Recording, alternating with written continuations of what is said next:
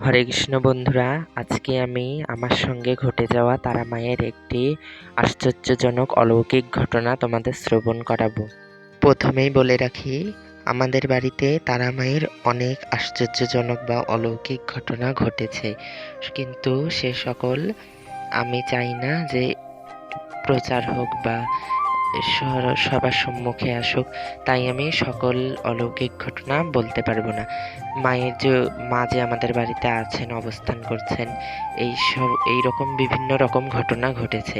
সেই সকল ঘটনা আমি ইউটিউবে বা ফেসবুকে সেসব ঘটনা আমি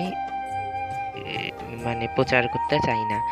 কিন্তু আমার সঙ্গে যেই সব ঘটনা ঘটেছে বা যেরকম পরিস্থিতির আমি সম্মুখীন হয়েছিলাম, তার মধ্যে কিছু অলৌকিক কাহিনীর মধ্যে কিছু কথা তোমাদের শোনানোর চেষ্টা করব আজকে। তার মধ্যে একটি ঘটনা শোনাই। ঘটনাটি কত সালে ঘটেছিল তা আমার ঠিক মনে নেই, তখন আমি মোটামুটি ছোটই ছিলাম। একদিন মাকে আমি আলতা পরাচ্ছিলাম, ঠিক সেই সময় আমি কেমন যেন হঠাৎ করে অচেতন হয়ে যাই। মায়ের তখন গান বাজছিল ফোনে, এবং আমি মায়ের এক মনে মায়ের শ্রীচরণে আলতা পরাচ্ছিলাম, এবং কেমন যেন হঠাৎ করে অচেতন হয়ে যাই। কিন্তু অচেতনের মধ্যেই যেন আমার মনেই হচ্ছে না যে আমি অচেতন হয়ে গেছি, মনে হচ্ছে যে আমি অন্য কোথাও আছি। আমার এমন অনুভব হচ্ছিল যে আমি তারা মায়ের কোলেই যেন স্বয়ং মা তারার কোলেই যেন আমি শুয়ে আছি, এবং মা তারা যেন আমাকে মাথায় হাত নেড়ে দিচ্ছে। তো আমি এভাবে বেশ কিছুক্ষণ হয়তো অচেতন হয়েছিলাম। যাই হোক, আমার অতটা ঠিক মনে নেই। পরে মা এসে আমাকে অনেকবার ডাকাডাকি করলো, তো আমি তবু ঠিক হচ্ছিলাম না, বা আমার চেতনা আসছিল না। এরপর মা আমার গায়ে যেই ধাক্কা দিল, তখন আমি হঠাৎ করে উঠে বসলাম। মা তো খুবই ভয় পেয়ে গেছে। তো আমি বলছিলাম মাকে যে আমি আসলে অসুস্থ হইনি, বা হঠাৎ করে অচেতন যে হয়ে গেছি তাও না। আমার অচেতনের মধ্যেই আমার মনে হচ্ছিল আমার যেন বাড়ি ঘরের কোনো কিছু মনে পড়ছে না, কিন্তু আমি যেন তারা মায়ের কোলে শুয়ে আছি, তারা মা যেন আমার মাথায় হাত নাড়াচ্ছে।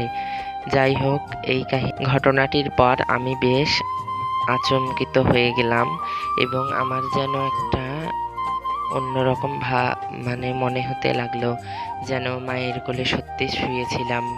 যখন আমি সজ্ঞানে এলাম, তখন এই কথাটি মাকে বলি, এবং মা বেশ চিন্তিত হয়ে পড়লো। এক কথায় বলা যায় যে বাবা, তারা মা এমনিতেই উগ্র, তার মধ্যে এরকম আমি হঠাৎ করে অচেতন হয়ে গেলাম, নিশ্চয়ই আমার কোনো ভুল ত্রুটি হলো কিনা। তো যাই হোক, মায়ের কৃপায় মায়ের পূজা করছে অনেক বছর হলো, ছোট থেকেই প্রায়। তা মায়ের কৃপায় আজ পর্যন্ত তেমন কিছু হয়নি যে মা আমাকে মেরে ফেলেছে বা মা আমাকে শাস্তি দিয়েছে, এরকম কিছু আমার সাথে কিন্তু ঘটেনি। তা মায়ের সাথে আমার সাথে ঘটা এই ছোট্ট অলৌকিক ঘটনাটি তোমাদের সঙ্গে আজকে শেয়ার করলাম।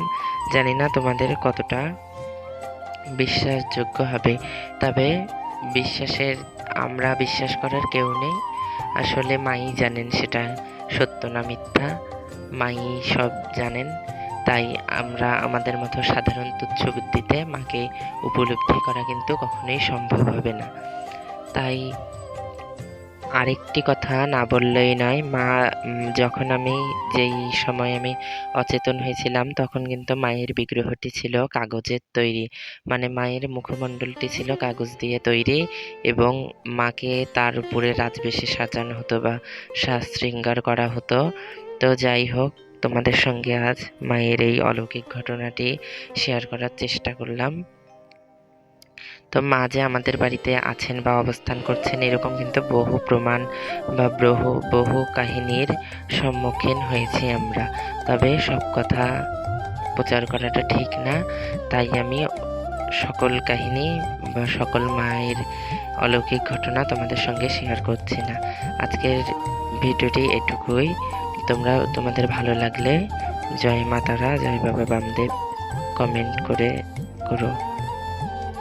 তোমরা দর্শন করছো মায়ের গত বছর অর্থাৎ 2024 সালের চৈত্র মাসের অমাবস্যার পূজা। সামনেই মায়ের 2025 সালের চৈত্র অমাবস্যার পূজা আসছে।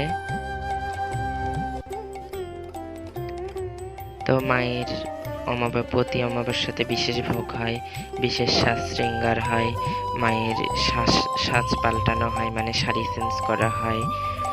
এরকম মায়ের প্রতি অমাবস্যাতে বিশেষ সেবা হয়ে থাকে। তোমরা যদি কেউ তারা মাকে সাজ শৃঙ্গার বা যে কোনো কিছু দান করতে চাও, বা মাকে বেনারসি দান করতে চাও, বা মাকে যে কোনো প্রকারের ভোগ নিবেদন করতে চাও, অবশ্যই আমার সঙ্গে যোগাযোগ করতে পারো। সকলের দান মা স্বয়ং গ্রহণ করেন। মা তো কৃপাময়ী, মা তো দয়াময়ী, তাই মা সকলকে দয়া করেন। তো আজ ভিডিওটি এই পর্যন্তই। জয় বাম, জয় মাতারা, হরে কৃষ্ণ।